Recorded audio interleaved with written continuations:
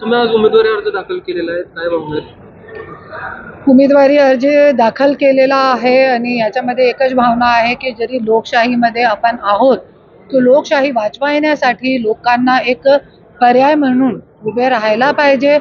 आणि आज बारामतीमध्ये पण खूप मुद्दे आहे. पाणीचा मुद्दा आहे आणि शेतकरी लोकांचा जे सातबारा आहे ते कोरा करायचा आपल्याला. आणि ते जे साखरखाना आहे, कोणता साखरखाना? माळेगाव साखरखाना, जिथे सुनित्रा वहिनी स्वयं चेअरमन आहे, तिथे पण आज 500 लोकांना काढून टाकला होता कामावरती. आणि तुम्ही हे महिलांना बघू शकता, इकडे या, पुढे या.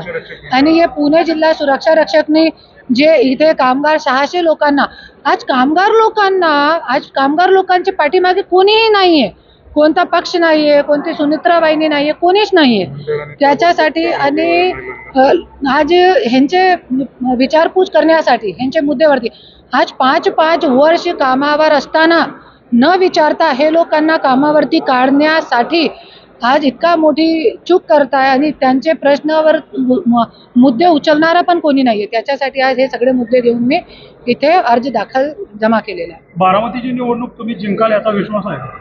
विश्वास आहे ना, मला देवावरती विश्वास आहे आणि जनता जे माईबाप आहे त्यांच्यावरती मला विश्वास आहे. तुम्ही निवडणुकीच्या आखाड्यात राहणार की माघार घेणार, नक्की काय करू? नाही, माघार नाही घेणार, लढणार आहे मी. आणि मी मुंबईतून इथे याच्यासाठी आलेली आहे की लोकशाहीमध्ये पोटनिवडणूक आहे. अजितदादा सोबत आमची सहानुभूती आहे आणि अजितदादा आहे, त्यांच्याबद्दल आम्हाला काही नाही आहे. पण लोकशाहीमध्ये लोकशाही जरी जिवंत ठेवायची आहे, नाही तर तुम्ही बघू शकता आज पूर्ण महाराष्ट्रामध्ये घराणेशाही सुरू आहे. इथे पवार घराणा, तिथे देशमुख घराणा, तिथे मुंडे घराणा, सगळीकडे तेच चालू आहे. आणि नवरा आमदार आहे तो बायको खासदार आहे. आणि आता राष्ट्रवादीकडून नवरा आमदार आहे तो BJP कडून बायको खासदार आहे. आणि त्यांचे जे घरके आहे, मुलगा मुलगी सून आणि ते काय काय असतात परिवारमध्ये, सगळे परिवारचे लोक, जिल्हा परिषद, पंचायत समिती, हे सगळ्यामध्ये असे पसरलेले आहे. तो पूर्ण घराणेशाहीचे जे जड आहे ते पूर्ण अशी पसरलेली आहे की त्यांना काढणं खूप अवघड आहे. तरी पण मी प्रयत्न करत आहे, क्योंकि माझ्यासोबत जे झालेलं आहे ते कोणासोबत होऊ नये. आणि आज घराणेशाहीमुळे लोकांचे मुद्दे कुठेतरी विसरलेले आहे. आणि आज हे गोरगरीब जनता जे आहे त्यांच्या प्रश्नावर बोलणारा, माझ्या प्रश्नावर बोलणारा कोणी ना होता, त्याच्यासाठी आज मी स्वतःच्या प्रश्नावर स्वतः लढत आहे. बऱ्यापैकी असं पाहायला मिळतं, जर स्थानिक उमेदवार असेल तर पसंती राहते. आयात उमेदवार जर असेल तर स्थानिक उमेदवार असेल तर पसंती राहते, पण आयात उमेदवार असेल तर त्याला फार कष्ट घ्यावे लागतात. आता तुम्ही बारामतीमध्ये कधी फिरलेला नाही आहात किंवा तसा तुमचा धंदावाद कधी दिसलेला नाहीये, अशा परिस्थितीत बारामतीचा मतदार किती स्वीकारेल? मी म्हणता की मी जिंकणार, लढणार. मी दिवस रात्र बारामतीमध्ये नाही, पूर्ण महाराष्ट्रामध्ये फिरते. बिकॉज ऑफ मीडिया जो है, महाराष्ट्राची मीडिया आहे, त्याचा खूप मोठा पाठबल मीडियाने मला दिलेला आहे. त्याचे मी खूप आभार मानते.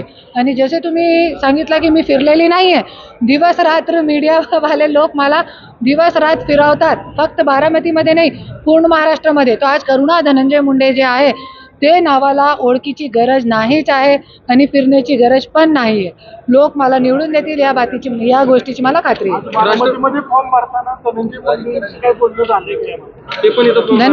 धनंजय मुंडे सोबत माझ्या 2 दिवस अगोदर बोलणं झाला होता आणि मी त्यांना सांगितलं की मी फॉर्म भरणार आहे सुनेत्रा वहिनीच्या समोर. तर त्यांनी सांगितलं ते तुमचा प्रश्न आहे, तुम्हाला भरायचं तर तुम्ही भरा, आम्ही लढू आणि तुमच्या समोर जिंकू. मी सांगितलं चालेल आणि त्यांनी मला ग्रीन सिग्नल दिला. त्यानंतर मी फॉर्म भरला आहे. जर राष्ट्रवादीकडून पवार गटाकडून विरोध करण्यासाठी शर्तीचे प्रयत्न सुरू आहेत, जर तुमच्याशी वहिनीने संपर्क केला तर तुम्ही अर्ज माघारी घेतात?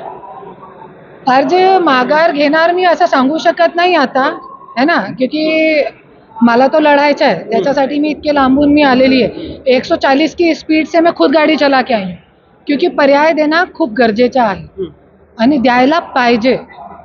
नंतर जे लोकांचे डोक्याची गोष्ट आहे, कोणाला डोक्यावर घ्यायचं आहे, कोणाला पाडायचं आहे, ते लोकांची गोष्ट आहे. पण पर्याय देणं आपला कर्तव्य आहे. महाराष्ट्राच्या राजकारणात आपण बघतोय की ज्या ज्या ठिकाणी जर एखादे नेते जे आहेत त्या ठिकाणी जर एक्सपायर झाले तर त्या ठिकाणी दुसरे निवडणुकीत त्यांनाच हे दिलं जातं. तर नाही, असं सगळीकडे नाही झालेलं आहे. कोल्हापूरमध्ये मी बघितला होता, तिथे पण आमदारची मृत्यू झाली होती, तिथे पण निवडणूक झाली होती आणि असे इलेक्शन झाले होते. मग बिनविरोध नाही झाला होता. खूप ठिकाणी असं झालेलं आहे. विजयाचा किती विश्वास? 1001% विश्वास आहे. मीडियावरती विश्वास आहे. मीडियावाले जिता देंगे. थँक्यू. हिंदी हिंदीमध्ये एक दाखवा.